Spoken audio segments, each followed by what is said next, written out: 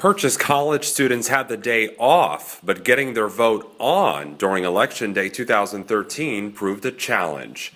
Alex Wojcik, Purchase Project Coordinator of the New York Public Research Interest Group, spent the day encouraging students to cast their ballot.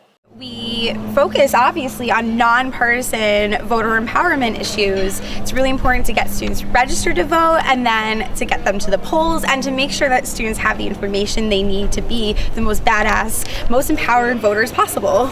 Non-registered voters had until the end of the first week of October to sign up before exercising their right. And after that deadline ended, it was all about getting out our nonpartisan voters guide.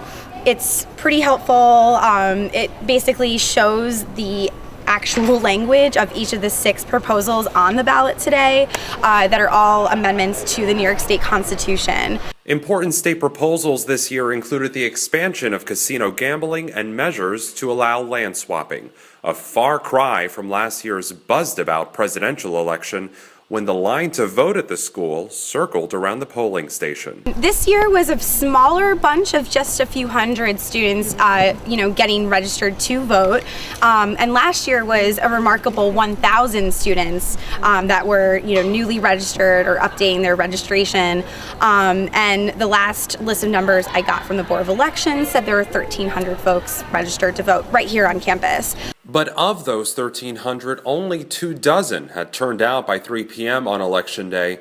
Official numbers won't be released until the end of the month. Our big spots open last year too. This is a very important election. Like the 6 ballot proposals are super important, and the spots that are open locally, of course, are important too. But there's not like that big sexy thing. Like I know how I stand on this necessarily. That's making people get out of bed early to go vote. Despite the light turnout, Wojcik noted that there are still many issues on the table impacting the college crowd. Issues she's hoping will pull the blanket off registered voters. Congress is still making sure students cannot afford to go to school. They're not giving students financial aid. The cost of materials for school has gone up more than any other product at all. Textbooks have gone up 4 times the rate of inflation.